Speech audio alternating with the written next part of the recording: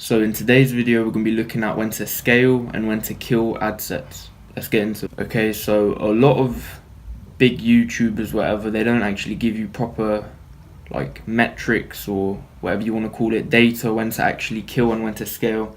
So that's why people struggle with knowing what to do with Facebook ads, and that's why a lot of people are unsuccessful. So we'll get into when to kill an ad set. So there's four main ways to know when you should kill an ad set. So the first one would be kill the ad set when it reaches over $8 to $10 without a single purchase.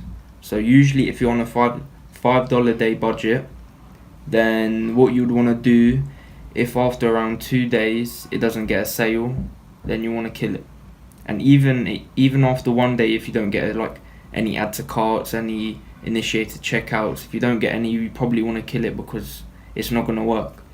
The second point is if the ad set break even point is over your break even ROAS. Okay, so if you want to calculate your break even ROAS, what you basically want to do is say you're selling a product for $30 and then your profit per product is $22. To work out the break even ROAS, you basically divide the selling price divided by the profit per product. For example, so in this case it would be 30 divided by 22, so your break even ROAS would be 1.36. and if your break even point goes over that, then you need to kill the ad set straight away. So the third point is when you kill the ad set if the ROAS of the ad set drops below 2 to 2.5. So pretty much that just means so ROAS is return on ad spend. So basically if you spend $1, you get $2.5 back. That's basically what it means. The fourth point is you kill an ad set when it has a poor relevance score. So if it's anywhere below 7 to 8, I usually kill it because it just means it's not targeted enough. So moving on to when to scale now. So the first point for when to scale is you scale an ad set when it gets 1 to 2 sales within the first 48 hours. It's basically showing potential, people are interested, and yeah. The second point would be you scale when your ROAS is around 2.5 or more, and this again is after around 48 hours. So the third point is when an ad set has a CPM of $10 to $15 or below. So you pretty much want to make sure that the cost per 1,000 impressions isn't too much for each ad set, and if it's obviously below what I just said, then you're good to go. You also want to scale when you see that ad set is profitable. So you pretty much calculate the cost of goods sold and your ad spend, and I'll pretty much give you whether your ad set is actually profitable or not.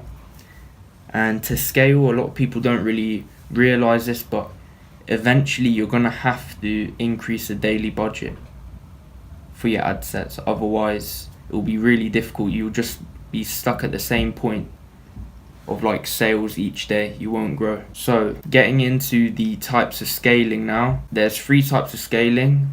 The first one is creative scaling, and this is really simple. This is basically just changing the ad creative or ad copy for each ad set. So you basically duplicate 10 to 20 best performing ad sets for a new campaign, again at $5 a day, and change one single thing, because you don't want to change everything. One thing for the ad copy or creative. For example, you might want to change like the picture or the title or the offer, etc. The second type of scaling is horizontal scaling, and there's 3 types of horizontal scaling.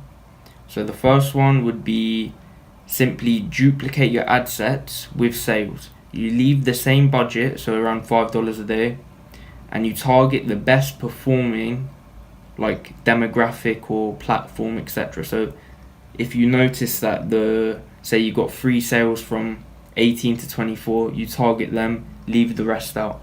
Or if you got all your sales from males, leave females out, etc. The second horizontal scaling would be duplicate your ad set and change the interest to what Facebook suggests. For example, if you're looking at, let's say, fashion, and then you're targeting men's fashion, I don't know, there might be a magazine, say, I don't know many magazines, but say like, or brand, say you Supreme, say you're targeting that, and then Facebook down below suggests Hypebeast.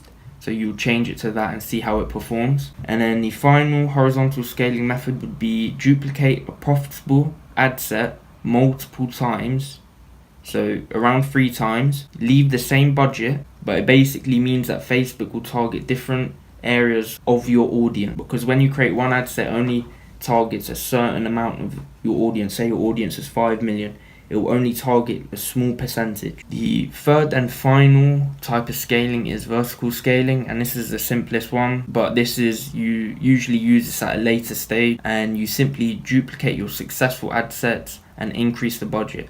You usually go from 5 to 10 to 20 to 50 and so on. So yeah, that's it. I hope you guys enjoyed. Lots of more content to come from me. I'm going to be revealing a lot that other dropshippers don't, or even about e-commerce. A lot of people don't tell you certain things, and a lot of people get confused, and that's why they fail.